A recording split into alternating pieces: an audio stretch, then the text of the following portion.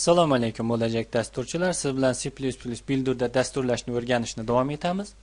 Ushbu videoda siz bilan Radio Button va Group Box, Radio Group komponentalari bilan tanishib chiqamiz. Xo'p, oldingi videoda Checkbox komponentasi bilan tanishgandik. Endi Radio Button komponentasi ham bir nechta variantdan bittasini tanlashlik uchun ishlatiladi. Mana Radio Buttonning asosiy xususiyati bu ham check-it hisoblanadi. Tushunarli, oldingi videoda ko'rganimiz checkboxda ham bayroqcha o'rnatilardi. Unda ham asosiy xususiyat check-it xususiyati edi. Radio Buttonda ham asosiy xususiyat check-it hisoblanadi. Mana Radio Button 1 ga check-itini true qildik. Mana bayroqcha o'rnatildi. Endi Radio Button 2 da check-itni true qilsak, avtomat ravishda nima bo'ldi? Ikkinchiga o'tdi. Chunki Radio Button komponentasi aynan bir nechta variantdan faqat bittasini tanlashlik uchun ishlatiladi. Tushunarli, ha? Demak, Radio Buttonning maqsadi va vazifalari. Demak, bir nechta variantdan bittasini tanlashlik uchun ishlatiladi. Endi shu o'rinda yana bitta mana Group Box deganimiz bor. Bu ham panelga o'xshab ketadi. Group Boxda mana shular nusxalar.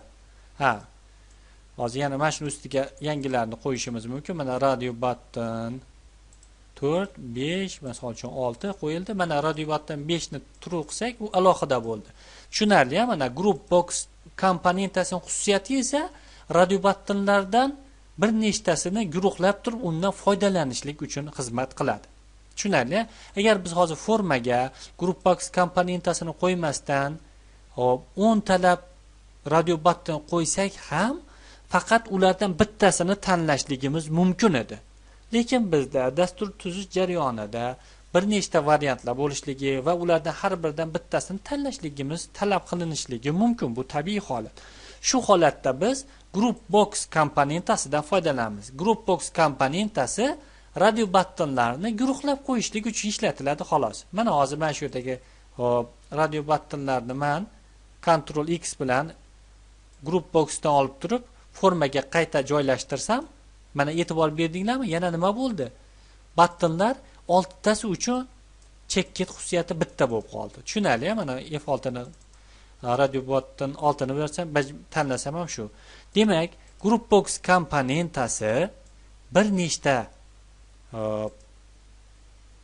tanlovlarni amalga oshirishlik lozim bo'lsa, shularni bittasini tanlashlik uchun ishlatilar ekan. Mana bu yerda endi yana tanlashimiz mumkin. Tushunarli, alohida bo'lib qoldi, guruhlab qoldi. Tushunarli. Faqat shuning uchun bajariladi, ishlatiladi. Xo'p, bularni o'chirib tashlab turamiz, mayli. Yaxshisi buni o'chirib tashlay qolamiz. Xo'p, tushunarli, bu asosiy qismi va buni olib tashlaymiz. Lekin mana bularni panel ustiga ham joylashtirishimiz mumkin yoki shundoq qoldirishimiz ham mumkin agar biror bir zarurat bo'lsa. Xo'p, men shu yerda hozir bitta tugmasini bosib tekshir deb qo'yishimiz mumkin. E'tibor bering, tekshir deb yozamiz. Tekshir. Ya'ni qaysi birisi tanlanganligini aniqlashni bizdan talab qilinyapti. If oddiy. Xo'p, radio Ctrl probelni bosishimiz mumkin. Radio Button 1 check-it. Mana agar check-it xususiyati tanlangan bo'lsa, biz show message qilishimiz mumkin.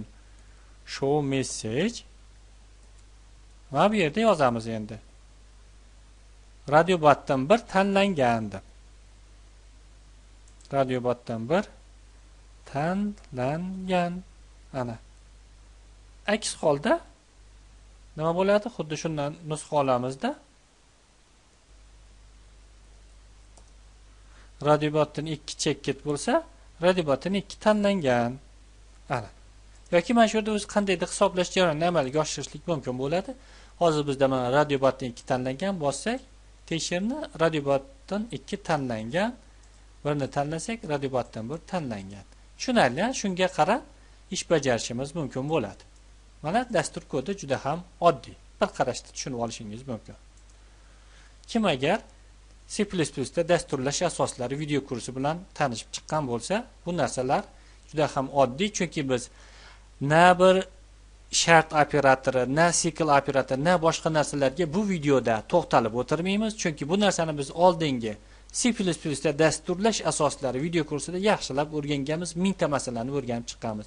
Agar kimda kim C++da dasturlash asoslari video kursi bilan tanish bo'lmasa, oldin birinchi o'rinda o'sha video kurs bilan tanishib chiqishlikni maslahat beramiz. Xo'p, davom etamiz. Xo'p, endigi komponentimiz Radio Group 1. Tushunali, bittasi bu Group Box edi. Yanglishmang, shu yerda Group Box. Endi Radio Group 1 da o'zida quyidagi xususiyat bor. Radio Group 1 da items xususiyati bor, mana items xususiyati mana 3 ta nuqta bilan turibdi. Mana shu yerda bossak, mana shu yerda yozishimiz mumkin bo'ladi. Qanaqa narsalarni tanlash mumkinligini. Mana sinus x, cosinus x. Okay. Endi bu yerda tushunarli, asos xususiyati items ekan. Endi yana bir narsaga e'tibor bering, bular ketma-ket turibdi. Mana column degan xususiyatimiz bor. Column 1 turibdi. Shuni 2 ga o'zgartirsak, ikkita ustun shaklida chiqarildi. 1 desak, ketma-ket, ya'ni bitta ustunda joylashtirildi. Buni ham caption xususiyati bor. Mana shu yerda funksiyani tanlang. Mana funksiyani tanlang dedik. Bunga ham shrift tanlashimiz mumkin bo'ladi. Arialni tanlashligimning sababi Arial odatda barcha amaliyot tizimlarida uchraydi. Xo'p, ana demak funksiyadan bittasini tanlashlik talab qilinyapti bizda. Yana bitta e'tibor bering, yana Radio Group ga to'xtalib o'tamiz. Mana asosiy xususiyatlari columns ekan, ya'ni u column degan ustun degan, columns esa ustunlar bo'ldi. Bitta ustun dedik biz. 0 berishlik mumkin emas buni. Xo'p, endi yana bitta xususiyat item xususiyati va item index xususiyati. Item index -1 tursa hech biri tanlamaganligini bildiradi. 0 desak, biri mana, chunki bunda 0 dan boshlanadi. 0 1 1 desak kosinus tanlanadi. Bizda sinus tanlangan holatda turishlik kifoya qiladi. Tushunarli? Demak, item index 0 tanladik. -1 tursa hech biri tanlanmagan holatda ekan. Xo'p, endi mana bu yerda edit komponentasini qo'yamiz. Bu yerda edit komponentasiga biz ixtiyoriy bitta misolcha 45 kiritib qo'yamiz. Ya'ni bu gradusni kirityapmiz-da hozir. Yana bitta tugma qo'yib turib buni hisobla deymizda. Hisobla. Mana. Hisoblangan natijani mana ixtiyoriy bitta label komponentasiga chiqarishlikda harakatini qilamiz. Mana hisobla ustida sichqonchani 2 marta bosamiz. Xo'p, o'zgaruvchilarni kiritamiz o'zimizga kerak bo'ladigan float. Haqiqiy son shaklida kiritamiz. Float alfa virgul natija. Ana. Xo'p, alfani o'zlashtirib olamiz. Alfa o'zlashtirsin.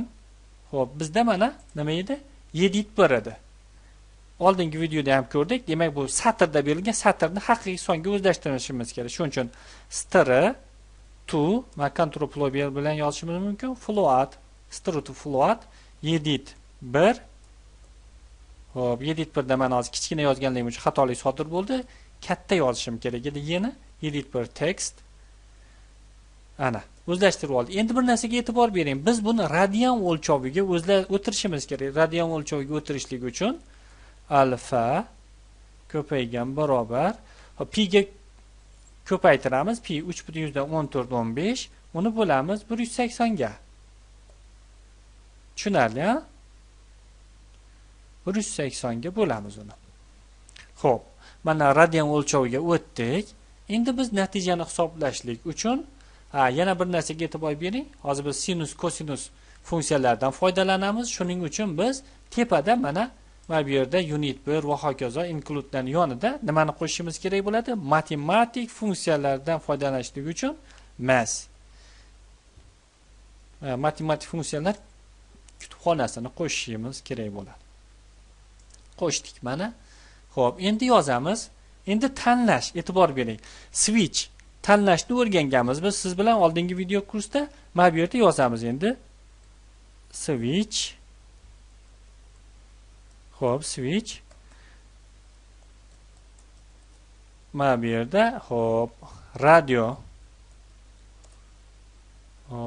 radio group 1 item index ya'ni 0 1 edi. Tushunarlimi? Shuning uchun, ha. Xo'p, mana bu yerda yozamiz endi. case 0 bo'ladigan bo'lsa, natija o'zlashtiradi sinusni. Sinus alfa break. Mana shundan nusxa olib turamiz. Case 1 natija kosinus alfa bo'ladi. Xo'p. Endi bu yerda olingan natijani label 1 komponentasiga chiqarib qo'yishligimiz kerak bo'ladi. Label 1 caption. Endi floatni biz float to str qilishimiz kerak bo'ladi. Ya'ni haqiqiy sonni nimaga o'zgartirishimiz kerak? Satrga o'zgartirishimiz kerak. Natija. Mana dasturimizni ishga tushirib ko'rishimiz mumkin. 45 ta 0.7. Tushunarli, ha? 0.7 bo'ldi. Mana 60 gradus berib ko'rishimiz mumkin. 86 to'g'ri 30 gradus beradigan bo'lsak, nima bo'ldi? 0.5 ga yaqin bo'ldi. 0.5 bo'ldi. Bu radianni qanchalik to'g'ri berishligimizga bog'liq. Sinus 90 da 1 ga teng mana. Dastur to'g'ri ishlayapti. Tushunarli, ha? Mana hozir pauzani bosgan holatda o'shani ham ko'chirib olishingiz mumkin. Keyingi videoda uchrashguncha